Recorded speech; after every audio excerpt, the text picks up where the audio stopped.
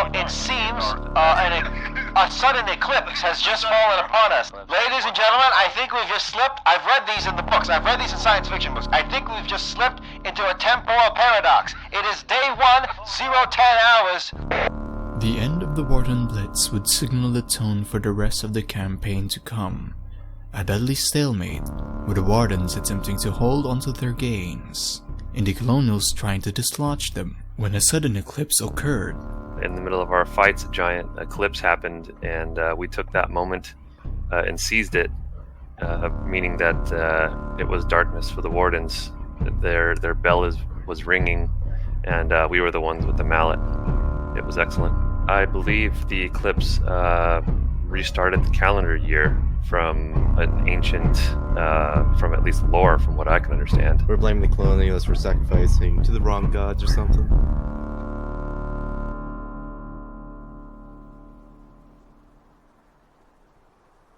At the time of the eclipse, sporadic fighting in the Heartlands had ended, and the fight for Umbro was coming to a close. The final objective? The Foundry. We began fighting on the Thunder Road, up just north of Thunderfoot. My 101st team was manning a half-truck with a few guys and infantry. As a team, the Colonials started pushing up through Adzi Crossroads. The sieging of Foundry was coordinated by the 101st Guard and Swords of Marrow.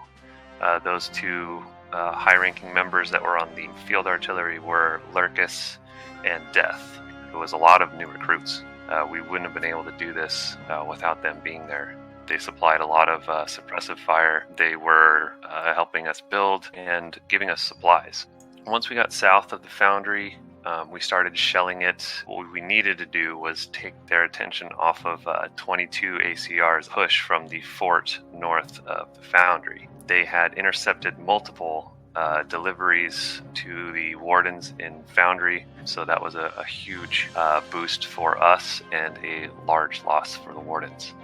We wouldn't have been able to do it without them. I myself was running combat medic, reviving men, making sure that their wounds were healed, and also supplying infantry with intel of incoming enemy forces using binoculars in the day. We pushed them up and we took down Foundry really easily because the Wardens couldn't counter it. We had infantry and half-truck support. They tried attacking our FAs, but they failed.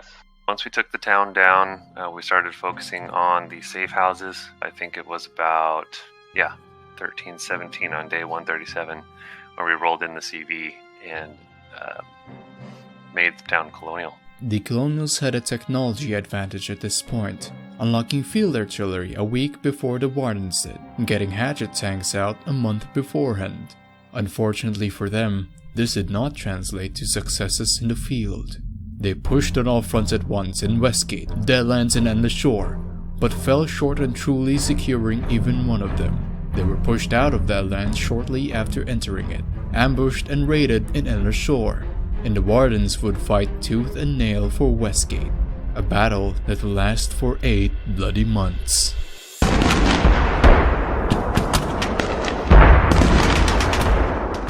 One particularly fought-over area in Westgate would be the town of Kingstone, a natural choke point in the area north of the Bulwark.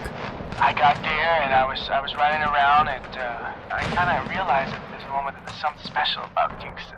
I just started thinking about this for a second. Well, I didn't have too long because they started howering us. Gunboats were surrounding us. At the beginning, it was just half-tracks. We would push up to Longstone, but then they would always come back to, push back, but they could never break Kingston Safe House, And as we pushed up, we'd constantly lodge here during the days and things like that. I was doing 18, 20-hour shifts defending Kingston Safe House. Agatha and I both lost sleep. By the third time we got pushed back, Agatha and I were out there, and it was just me and her and all new people again, so it was almost the same morale battle where they're, we're going to lose this safe house, this house is going down. And I was like, we're not going to lose the safe house. This safe house will not fall.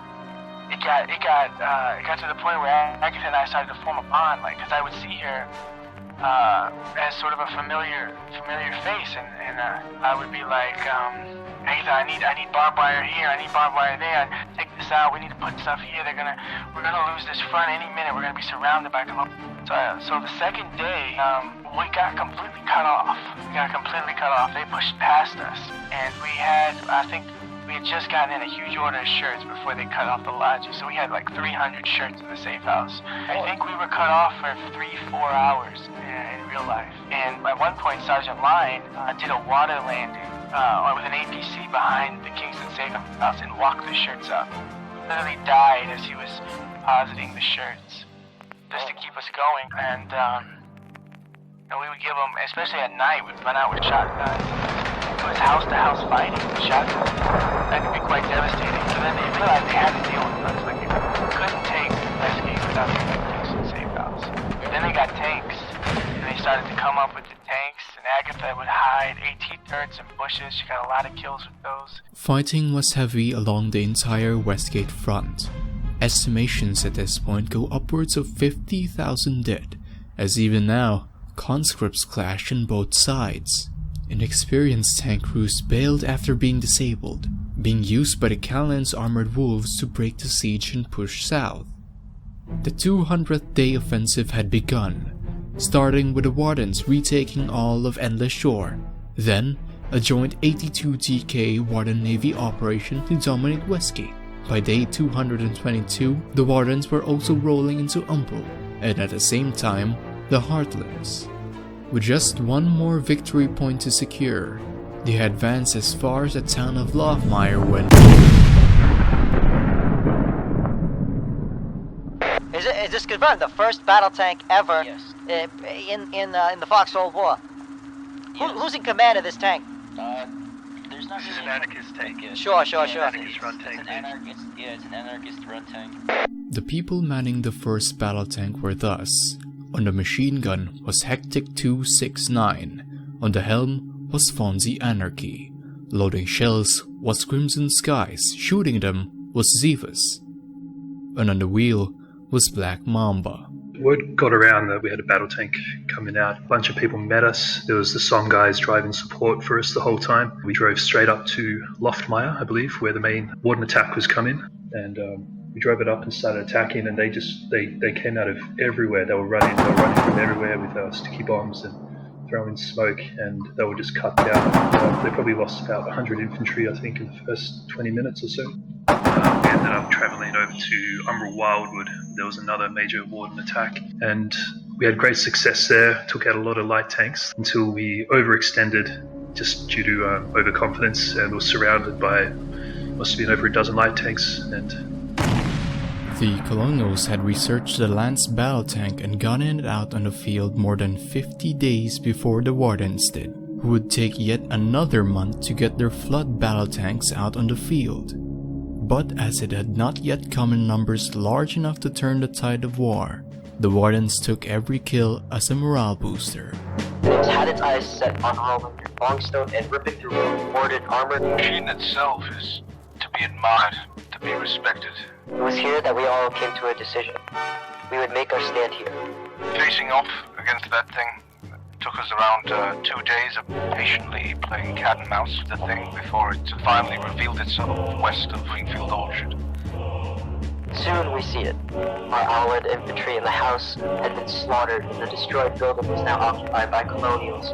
And BT is sitting next to the house, firing at anything that moved. I want to praise the commander in question for his service to Callahan in this specific instance. He waited for the vehicle to load a shrapnel round, and we charged the heretical vehicle at full pelt. Not a word of hesitation was felt from the Death Corps drivers or the cast. 1, 2, 3 AP shells nail into the BT side from our tank, and it explodes. It was something truly to behold. We did not suffer a single casualty during the assault. And we may have been the first unorganized group of light tanks without any artillery support to ever take on a battle tank, face to face in combat, and win. This string of victories would continue. 82 DK destroys battle tank. 128th Artillery Regiment holds Colonial advance. Germans pierce the Colonials. and an operation dubbed the ASS Offensive. Well, when I finally got to the bloody beach, it was, well, as usual, as you would expect a front line to be. Absolutely shit, to say the least. There was nothing to do with tanks. And guess what they sent against us? I'm guessing tanks? Big fucking tanks, right? On that one there. So, essentially all that was happening was our boys were just throwing their bodies at them. That's not going to win the war, that's going to get us killed, that's going to get us destroyed, and that's not going to work for us at all. So, I informed my fellow ASS members and personnel of what was going on. And up the chain, Lieutenant Colonel Maranova decided to gather a commando unit. Managed to take a lot of the western towns on the colonial front of Umbral Wildwood. And that included the likes of Goldenroot Ranch, Border Watch and Sentry. And Sentry was the most defended of the towns, which isn't saying much. And that commando push turned into a front line road stop, in which case it stopped any enemy armoured pushes coming from the forbs below that area. South of Hermit's Rest, which ended up making the enemy's attempts to fight us much, much more painful. ASS's assault was honestly impressive. In a good way for them, I guess. If I was Warden, I would have been happy to be there. The amount of armor that we lost was incredible. Yet, ASS pushed up from the frontier, like that crossroads southeast of the frontier. They ended up pushing up to the crossroads just south of Hermit's Rest, knowing that that's the main place we were ferrying supplies in from Dredgeford. 22 ACR lost their tank at Hermit's Rest, and we were lucky enough to not be hit by the same things that they were hit by. In the days leading up to Christmas, unofficial ceasefires were happening on the Western Front, where the fighting bogged down at the gates of Whitewick. In the east, however, along the flow of the river strands, the forest of Terrapin Woods, in the bushes of the frontier, in this bloody war of maneuver in Umbral Wildwood, the Colonials were fiercely holding on to Hermit's Rest. Christmas truce be damned.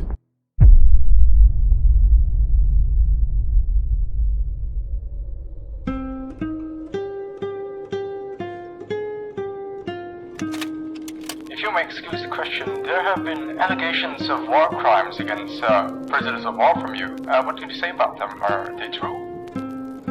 Prisoners of war? I don't understand the term. Elaborate.